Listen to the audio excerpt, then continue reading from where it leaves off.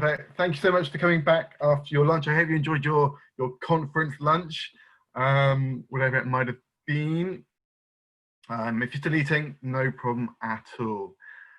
So just to introduce myself once again, for those who maybe didn't catch my earlier session, my name is Alex Warren and I work on behalf of National Geographic Learning based in the UK. Normally I would be traveling all around the world doing these kind of conferences, but like you, I have been relegated to my home and to doing everything online. But that doesn't mean that we cannot keep things interactive. So like the first session this morning, I will try to get you involved in what we're doing using the annotation tools, which we used really effectively in the first session, and the chat box as well. And I think it's going to be particularly pertinent because we're talking about this idea of critical thinking and helping our students to develop a critical eye. Because yes, we are English language teachers. Yes, we're teaching grammar, vocabulary, and the 4 skills of English. But I would suggest that, you know, there are further skills we need to help our students develop in the English language classroom, not least of which is this ability to have a critical eye and to develop a more critical thinking state of mind. So I'm sure that you are all you'd all consider yourselves as critical thinkers. I hope so. We are teachers after all. But this is the agenda that we're going to be looking at today. We're going to start off very briefly with what is critical thinking and why we should be teaching it in our English language classrooms. And then the majority of the session will be looked at how we can incorporate it into our everyday teaching with the resources that we have. So I just want to start with a similar activity that we did for the first session. What is your interpretation of critical thinking? So just in the chat box, write down the end of this sentence. Critical thinking is. Interesting that Don says students seem to associate critical with moaning. I guess because they see criticism, which is a completely different word. Critical thinking is that obviously state of mind where we are, well, you tell me. But I can understand those associations that students might have, but we need to change those associations. So I'm hoping lots of you are typing answers.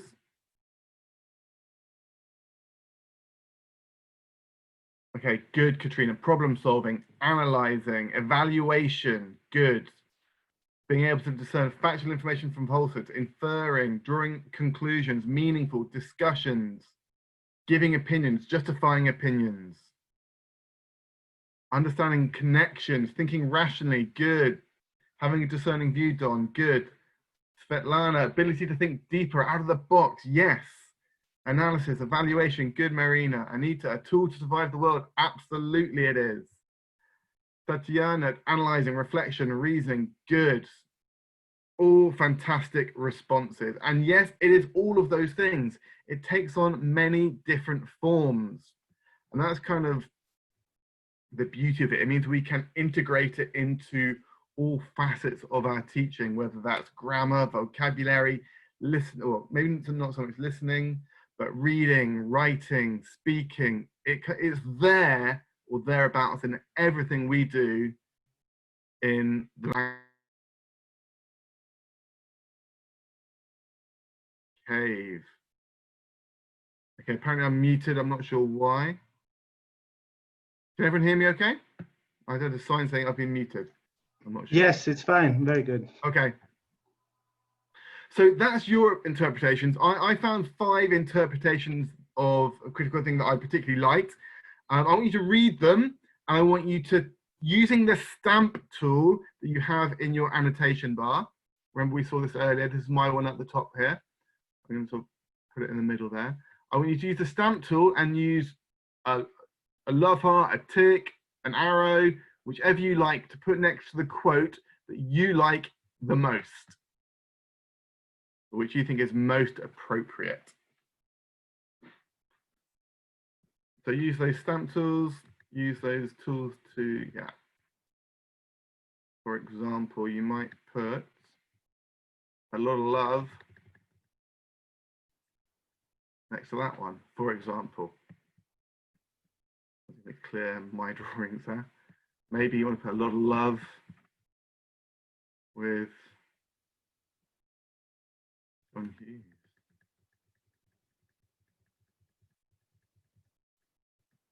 I'm not sure if I can screenshot this. It'd be quite good to screenshot that page. Okay, good interaction. Okay, so it's a good spread. We've got some ticks going on as well. Thank you. What I should have done is put down my show names of annotators. Okay, I'm gonna just take a rough guess here. I think the two that probably have got the most are the one by John Hughes. So the core of the skill is the ability to ask questions and challenge assumptions. And I think the sort of second most popular is critical thinking essentially means having a questioning, challenging, analytical state of mind by Edward de Chazal, who is an author as well. Now, interestingly, maybe you know this, both John Hughes and Edward de Chazal are English language teaching coursebook authors and teachers themselves. So directly linked to what we do. So maybe you knew that, maybe that's just luck that that's happened. But certainly for me, those would be the two that I think are most appropriate in the classroom. It's that idea of questioning everything. Obviously, the yellow one is quite an entertaining one. It's thinking about, it's critical thinking is thinking about your thinking while you're thinking in order to make you think better. All confusing.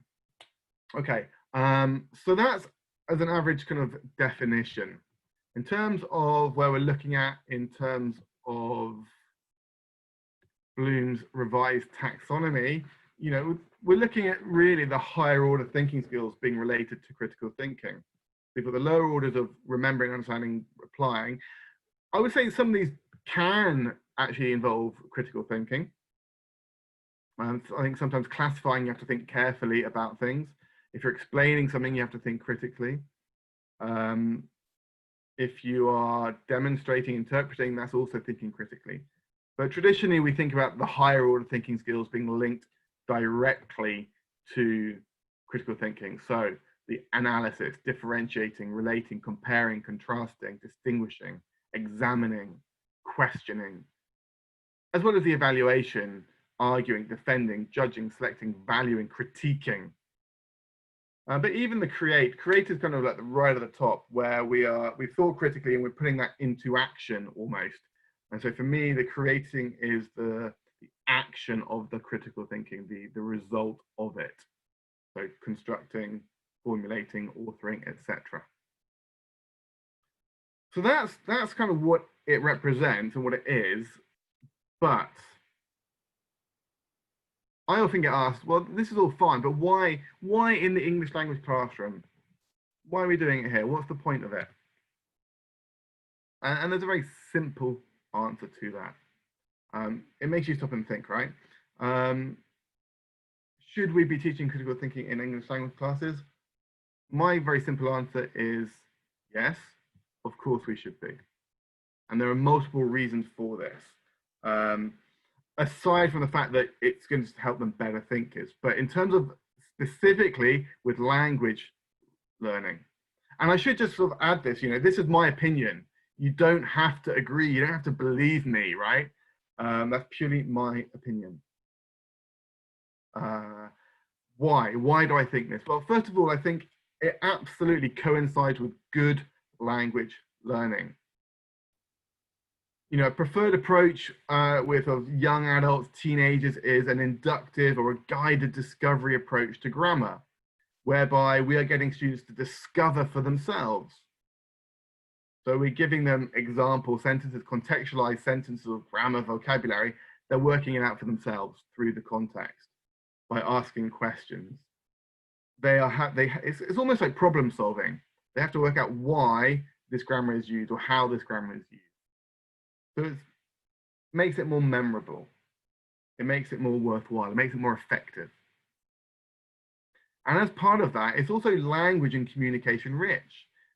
If we're sharing opinions, if we're agreeing, disagreeing, it creates communication, conversation, discussion, arguments. So I think just the very nature of it is about sharing ideas and opinions in a communicative fashion. As a result, it's also student focused. It's getting their opinions. You know, so often, for far too long, we've told students what to think and what to do. Now, we want students to tell us what they think, give us their opinions. And that ultimately is what we want in a classroom. We want it to be student focused, and critical thinking type activities facilitate that. It also offers divergent possibilities and development. So in terms of thinking outside the box, that maybe there isn't always just one answer or one reason for something. It gets student thinking in a more creative way as well. And so ultimately, I think all of that means that because it's student focused, because it's communication, because it's involving them, it means that learning a language is more motivating and it is more engaging for them because they're involved and they are being challenged cognitively, right? They're not just being told what to do or just doing gap-fill activities or whatever it might be. We want them to think about what they're doing. And just to sum up all of this really in terms of why it's so important in the language classroom and in any classroom, I should hasten to add, is some research by the Partnership for 21st Century Learning. And they point out that in a recent study, critical thinking was identified as the most important skill needed for academic and job success. So that's a pretty, you know, strong statement. But we might ask, okay, well, that's fine, but who are the Partnership for 21st Century Learning? Can we trust them? And that's for you to find out.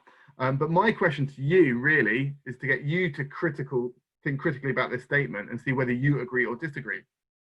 So in the chat box or on the screen, I want you to tell me on a scale of 1 to 10, how far do you agree with this statement?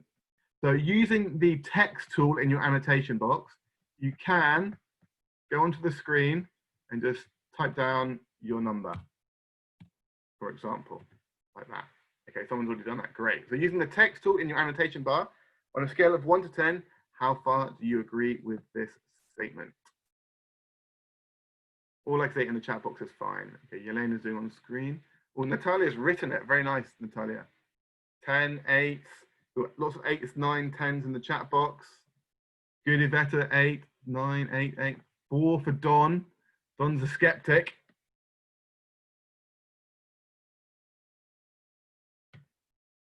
Beautiful. Okay, lots of 7s, 8s. Good stuff. And you know what? It is purely personal opinion. And if we were in a group together, if I had time to put you into breakout rooms, I would put those who put low numbers in with high numbers and have you have a nice discussion / argument where you can share your opinions, share your reasons why. Okay, so clearly it's an important skill. How then are we going to incorporate it into our classroom? And I think the most logical way is, in the first instance, through text, through reading. So we look, first of all, at critical thinking and reading, because they do go hand in hand. And I'm going to break this down into 3 different sections. First of all, critical thinking pre-reading, critical thinking while reading, and critical thinking post-reading. Now, I'm sure a lot of this stuff you do already, but it's just categorizing it as a critical thinking task. Because in the book, it might not say explicitly critical thinking, but it is implicit. In fact, if I went to any English language course book, I could go through it and say, that has elements of critical thinking. That has elements of critical thinking. Just because it's not signposted doesn't mean it's not there. I'm going to clear the screen. Okay. I should say all of the examples today come from National Geographic Learning title perspectives. Okay, I'll give you more information on that at the end. Okay, so here we've got this article all about avoiding the antibiotic apocalypse, which I thought was as near as was close to the bone in terms of what's been happening in the world recently, right? It's quite an interesting article. So, what kind of critical thinking tasks can we do? Pre-reading. I mean, very basic stuff like brainstorming, predicting content. Brainstorming is a critical thinking activity because you're reflecting, you're thinking about the theme, the topic, generally in a group, okay? You know, avoiding the antibiotic apocalypse. Okay, what could this be about? What might it say? What points might it make? So you're kind of anticipating what's coming. You're predicting that content. And certainly this is, like I said, something that a lot of books build in. So here, this is the activity that goes with it. You know, working groups, look at the title of the article you're going to read, then discuss how you think. Okay, the first one's about vocabulary. What, if anything, you know about the discovery of antibiotics? Okay, maybe not so critical thinking, but question 3, why antibiotics are important and how you think they have changed medicine. I mean, clearly there are critical thinking elements within that question. The next question, what you think antibiotics are generally used for, what the apocalypse in the title might refer to and how it might be avoided. So it's not just basic thinking, it's getting them thinking on so I got distracted there by Alexander's comment. Can we brainstorm about thinking? Yes. Does brainstorming require that? Yeah, absolutely it requires, because it means thinking about the theme, the topic. Yeah, I'm not just talking about brainstorming like vocabulary connected to a particular topic. We're talking brainstorming based on a title of an activity, of a reading, of an article. Okay. So other sort of activities you could do pre-reading as well that get students thinking a little bit more deeply about the topic. And this comes from my colleague Paul Dummett, who is another author for National Geographic Learning. And this is a nice activity you can do pre-reading. So you've got your reading activity, you've got the title. One thing you know for sure about the topic that you're absolutely certain about. You get them to think about one thing they think is true about the topic, but they want to find out, they want to check. And then finally, one thing people say is true, but you think probably isn't. Now, it might well be that these questions are not answered in the text, but it maybe prompt them to go and find out more post-lesson. But it gives them a reason for reading. They've thought critically what might be or what might not be true or within the text.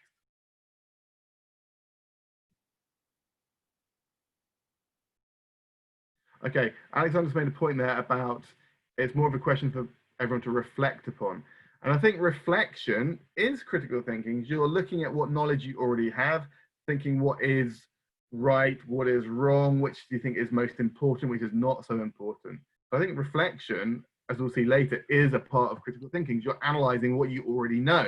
You're thinking about that content in your mind, in the text. Okay.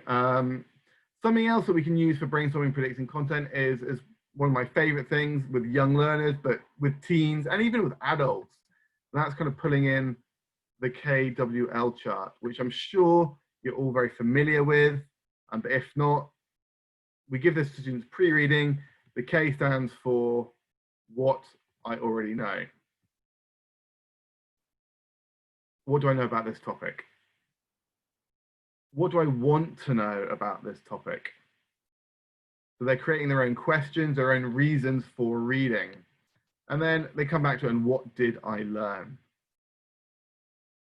Now, this is just one type of graphic organizer, and graphic organizers help us to visualize the reading process, but also facilitates critical thinking. So as Christy O'Donnell points out, graphic organizers facilitate critical thinking by helping students see the ways in which ideas are interconnected. So in other words, they help students to process and arrange their thoughts in a concrete and visual way. They facilitate that process by helping them see which ideas are interconnected, how they are linked. And actually, most graphic organizers are used as tools to think critically about the work of others or to spur critical thinking in the creation of original work. So it makes the process visual for both students and teachers alike. The different types of graphic organizers we might use are T-charts, compare and contrast. Venn diagrams are a fantastic tool for any kind of critical thinking, whether it's for vocabulary, reading, general themes of topics. Timelines, it helps us to organize things. Just a general spidergram brainstorm, general charts as well. And a lot of coursebooks now come with graphic organizers as part of the course, purely for this reason. It helps them to visualize the reading process and to think about the information that they are reading about. So that's kind of before and while reading. What I'd also actually mentioned for reading as well is just questioning. A nice activity I get students to do is to read paragraph by paragraph. So they read paragraph 1, I put them in pairs to discuss what they think is the main information in that text. What point is the author, the writer trying to make? They then read the next paragraph, repeat the process. What's the main point? Is there any supporting information? Getting them to question it as they go through. But this kind of fills into the kind of bigger picture of kind of post-reading tasks. And here's a list of different critical thinking activities that you could do post-reading depending on the text type. Now, with National Geographic Learning titles, pretty much all of our readings are authentic or adapted from authentic sources. And because of that, because they have that authenticity, they retain those features of authentic speech or authentic text, which include, connotations, exaggeration, etc., which means that students have to think a bit more carefully about what they're reading. So here's a list of different things. So evaluating evidence, drawing conclusions, evaluating ideas, asking critical questions, determining fact from opinion, what's fake, what's not fake, detecting bias, identifying tone, for example. But I've got a question for you. I want you to think critically for a moment. Which one of these does not involve critical thinking, do you think? So put your critical thinking hats on and using the stamp tools or the underline tools, however you like, which one do you think does not involve any kind of critical thinking?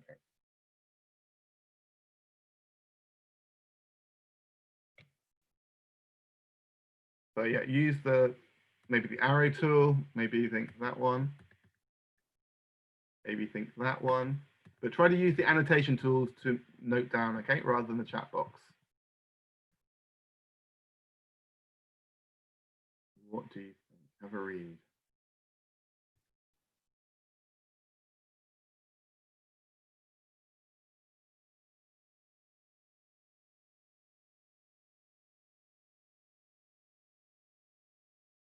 Okay, some of you think identifying key information.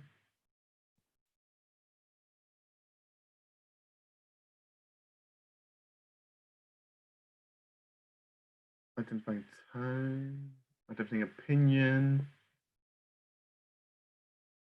thinking outside the box.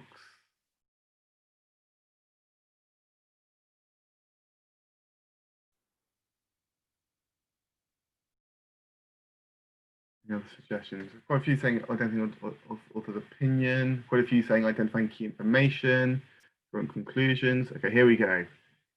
Lots of them coming through.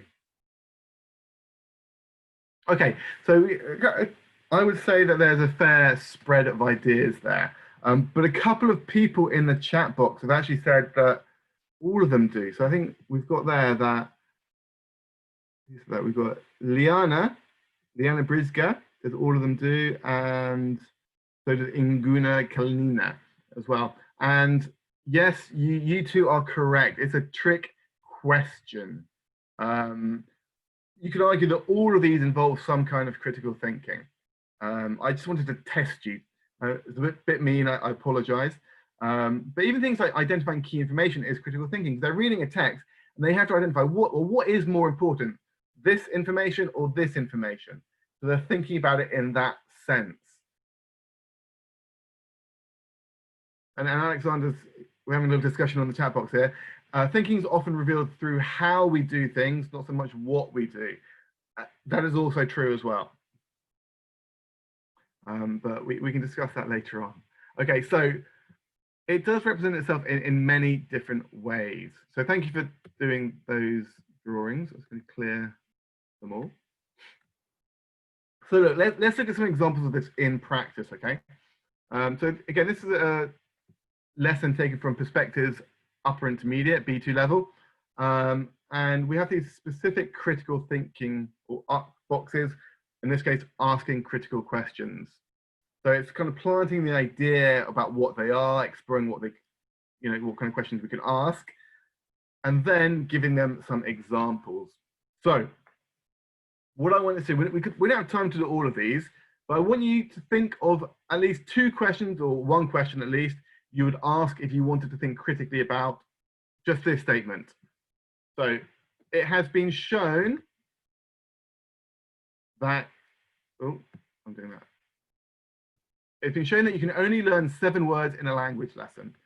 So that's a statement, quite a strong statement. It's something you've probably heard before. But what question or questions could you ask if you wanted to think critically about it, if you wanted to question it? So in the chat box, just write 1 or 2 questions that you would use to check what critical things you could ask.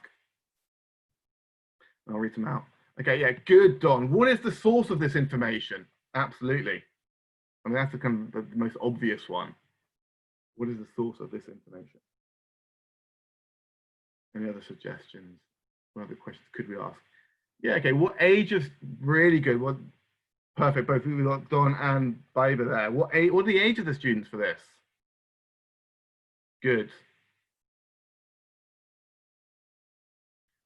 My question is, well, what kind of test did they do? What research did they do for this? What is the reasoning or support? Exactly. What evidence is there for this? It has been shown. By who? What age? Any research? Exactly. There's lots and lots of questions that we could ask. How can it be proved? Good, Anita. Evita says, any research data? Inguna, have you tried it personally? Exactly. So it's just getting them in that state of mind of thinking how they can question data, information. Because we have to make sure they do not accept everything on face value. That's where problems start to occur. If you believe everything that you read, then we would be in a lot of trouble. But unfortunately, sometimes students, they see something in black and white, they see something on television, oh, it must be true. But it isn't always the case.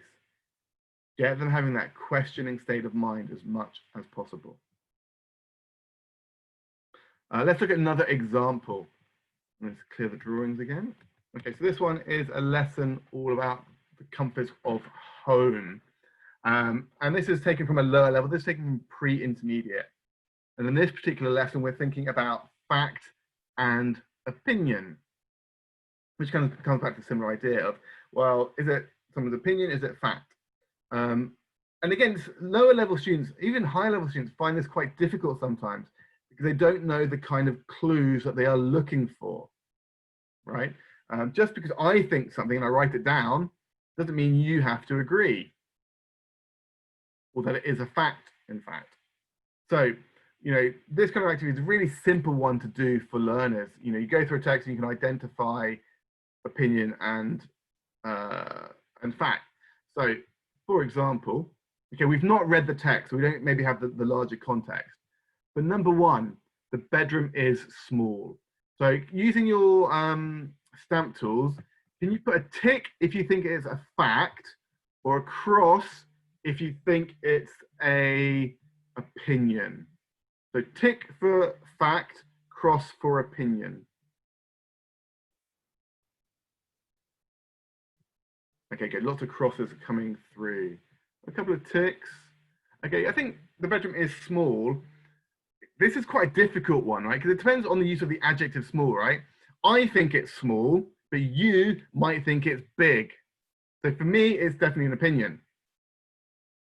Same for number 2. The sleeping bag is very comfortable. Well, I think it's comfortable. You might think that it is not comfortable. Okay, 3, good. It is, provides internet access. Working space away from family is very difficult. Good, it's an opinion. The food and space isn't very tasty. Good, it's an opinion. There's no shower on the ISS. Perfect.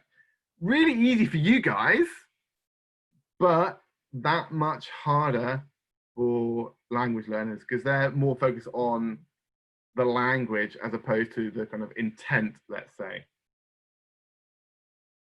Okay, good stuff. Well done. Okay, let's move on to another example. Okay, this is one of my favorite lessons in the whole series. And it's all about the Pacific Northwest tree octopus. Can you just raise your hand or put your thumbs up if you have heard about the Pacific Northwest tree octopus before? So use the reaction button. Have you heard of it? Just put your thumbs up. I can sort of skip through. Okay, it seems that a few of you have heard of it. Okay, interesting. So it's a really interesting article about this very endangered animal. Okay, lots of notes. Well, hopefully you're going to have an opportunity to read about it very briefly. I want you to skim the text, okay? So I'm going to make it bigger for you. There we go. I'm going to clear the screen. So I want you to very, very quickly skim read the article or scan the article. I'm going to give you 60 seconds, okay? Starting now.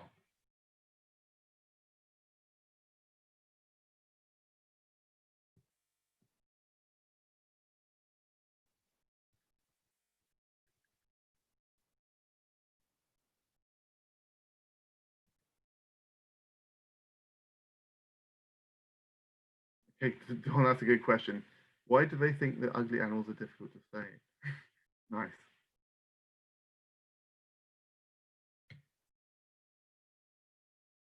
I'll give you a little bit longer.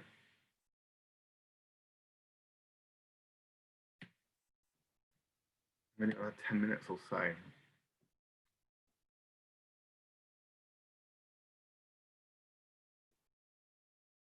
Okay, that's long enough, okay? So really interesting text about the Pacific Northwest octopus. But what kind of questions can we ask with this text? Well, there are lots of questions we can ask to get them thinking critically. So, for example, okay, the first question we did already. Let me just get my stamp tool out. But number 2, which of the threats to the tree octopus do you think is the most serious? Why? So it's almost like a rank order activity where we have a list of threats, we have to order them. And my opinion may be different to your opinion. I might think the fact that the roads are being created is the biggest threat. You might think it's one of the other reasons. But we have to then justify our opinions. A lot of you saying down the cutting down or the pollution. Next one, which of the different kinds of activism do you think are the most effective? Again, it's about opinion, it's about justifying yourself. Well, there's 4 or 5 different kinds of activism suggested, but which, in your opinion, is the most effective? Why not? So you're thinking about it critically. Well, this could be more effective because of X, Y, and Z, but this one might be more effective because of A, B, C.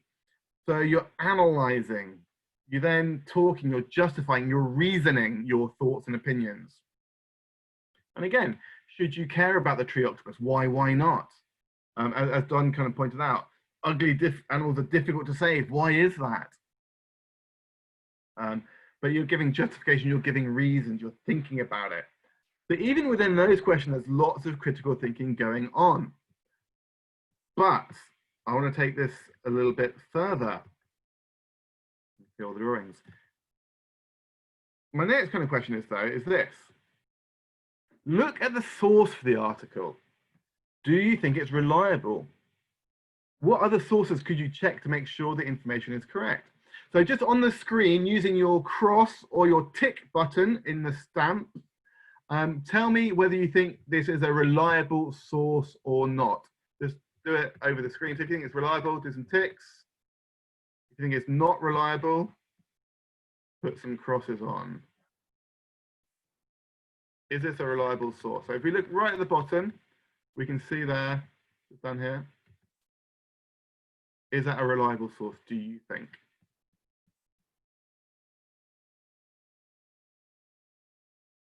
Okay, yeah, a few ticks in there. Interesting, a few crosses. Zapatopi.net /Triopterus. Has anyone heard of Zapatopi before? So I think, straight away, I think there's some alarm bells ringing, right? That tells, okay, well, is this a trustworthy source? And most of us saying, no, it's not trustworthy. So we'd obviously double check. So this is a kind of something we want students to do anyway. We want them to double check their thoughts and opinions. If they've read something, they're not sure about it, you check multiple sources. That's just good practice. So I'm very sad to tell you that, in fact, the Pacific Northwest tree octopus is completely unreal. It's a fictitious creature. And it's just kind of showcasing the need to think critically, to double check information. Here it's assessing information. Why do you think so many people believe this story? Looking back, is there anything that made it suspicious? Can you think of other examples of fake internet news? Yes, Don, the spaghetti tree was at a BBC. It was a BBC thing many years ago. It was an April Fool's one. Yes. But it's a really nice lesson. I've taught this several times, and students really enjoy it because they really get into the whole idea of the Pacific tree octopus, and then you turn around and say, oh, it's not real. It's like, oh, but they learn a very important lesson. And I want to share with you a quote from a very famous American ex-president about this idea of critical thinking. And it's this. Don't believe everything you read on the internet just because there's a picture with a quote next to it. Abraham Lincoln. So hopefully you get the irony of that, the sarcasm of that. But it's true. We have to think carefully about what we read. We have to question everything. I think that's the key aspect here. And I just want to share with you, this is something you can download free, right? It's the ultimate cheat sheet for critical thinking that can be applied to different texts, different lessons. So different questions for who, what, where, why, when, how. So if you go to globaldigitalcitizen.org, you can get it from there, or just go to Google or your chosen browser search engine and type in the ultimate cheat sheet for critical thinking. This is something I keep on my clipboard in my lessons, and if students are finished early on a reading task, I'll just pick a question that fits to the reading. But kind of the point here really is that, summed up by the author Warren Berger, knowing the answers will help you in school. Knowing how to question will help you in life. And that's what we need to do. We need to turn it around. Get them asking questions rather than answering questions. Just a really quick activity you could also do post-reading, maybe for homework, is, let's say we've done a reading, and do a reflection comment box. This is something that we do in real life. We watch a video, we leave a comment. We read an article, we leave a comment. Why not do this in the classroom as well? They've read an article, leave a comment reflecting on it. Do you agree with the points? Do you disagree with the points? What was the most interesting thing for you? And it's just a very simple 5-minute activity at the end of a lesson, or like I say, for homework. This is something I would actually do using Padlet. I very often put a Padlet on to share with my students, say, okay, I want you to write a comment on the reading that we did today, reflecting about it. Did you agree with it? Did you disagree? What were the most important points for you? Again, it just gets them thinking critically, reflecting on, analyzing, questioning what they read in your lesson. Okay, I want to move on really quickly. Got 5 minutes, so this is going to be really swift, I'm afraid. And it's a quote from a lady called Linda Elder from criticalthinking.org, which is well worth checking out. And she says that people who think critically consistently attempt to live rationally, reasonably, empathetically. They strive to improve the world in whatever ways they can and contribute to a more rational, civilized society. So therefore, it makes sense that we introduce our learners to people who represent these qualities, these values, who think critically. The question is, well, who are these kind of people? Who can we showcase in our lessons? Who can we introduce them to that showcase critical thinking, but also provide a springboard for further critical thinking activities?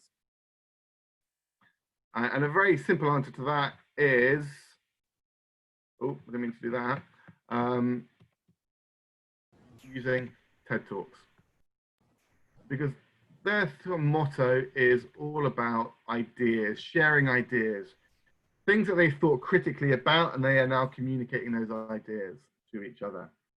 Just very quickly on the screen, using your stamp tools, can you let me know if you have already or if you have previously used TED Talks in your lesson? So use a tick if you have, use a cross if you haven't. Okay, lots of loves. Okay, good, lots of love for TED Talk. That's awesome. Because you're right. TED Talks are not used just for listening comprehension. Yes, they're good for listening comprehension, authentic listening. But for me, they're like an iceberg. There's more underneath the surface in terms of what we can do. We can develop communication skills. We can develop collaboration skills. We can develop their critical thinking and their creativity as well. It is not just another listening lesson. So for example, I'm going to do some quick examples. Again, all of these come from perspectives. So we've got this TED Talk here from Andres Russo, all about the boiling river of the Amazon. He's trying to solve an issue. What does it mean to be a global citizen of the world, by Hugh Evans. Really nice one. How to fix a broken school. Lead fiercely, love hard. Solutions. Vanis Kabaj, he's all about driverless world. And then we have these challenge activities, which get students thinking critically about the problem. So in this case, work in pairs. Imagine you have to design a transport strategy for a sustainable city. Which 3 features would you prioritize? Which 3 would you not include? Make notes for your reasons. So you're analyzing, you're reasoning, you're using all of these higher order thinking skills to make a decision. So this is putting into action rather than just thinking. Final activity there is working groups. Try to reach an agreement on a plan to provide different, to include 5 different features. So if you're in a group, you're agreeing, you're disagreeing, you're given opinions, you are thinking critically the whole time. Another example here from Joachim de Posada, probably my favorite TED Talk. Don't eat the marshmallow, it's hilarious, but with a very strong underlying message. It's all about delayed gratification. He says that it is a key to success. Well, why is it the key to success? What other factors are there to the keys to success? Why is it important to do these things? And again, a challenge. We get students to develop their own idea for an experiment to test gratification. You have to think critically about producing it. One more example from the Melati sisters, Isabella and Melati. I know I've got 1 minute. Thank you, Ina. Again, these are people who've seen a problem. In their case, they've seen this big issue of plastic bags on Bali, and they want to solve that problem. To solve that problem, they have to think critically. They have to come up with solutions. So we see that in the TED Talk. We see how they solve that issue. And then at the end, we get students to think about issues in their local areas. What can they do to have an impact on the environment? So it's showcasing TED speakers as kind of the kind of bright lights of critical thinking, and then using it as a springboard for follow-up tasks. This one particularly with Melati and Isabel, they tell us that kids can do things and that kids have the motivation to be the change the world needs. Do we agree with them? What could you do to make a difference? So again, it's just getting them to question what they're seeing. So I just want to finish with a final quote. I apologize for the rush at the end. A quote from Albert Einstein, who I think we all agree we can trust as a reliable source. Education is not about learning the facts. It's about training the brain to think. So that's what we need to incorporate into our language classrooms wherever possible. So post-session, post-conference, I want you to have a think about this in more detail. Think about how you can incorporate more critical thinking into your lessons to help your learners to develop that really important 21st century skill. So for more information on the books we've been talking about, perspectives, you can visit the website here. I'm also going to share with you the contact in Latvia, okay? This is the person who you can contact in Latvia. There we go. Jana, I can't pronounce it properly, I'll leave you to. But if you want to find out more information about National Geographic Learning in Latvia, this is the person you need to contact, okay? I'll also put it in the chat.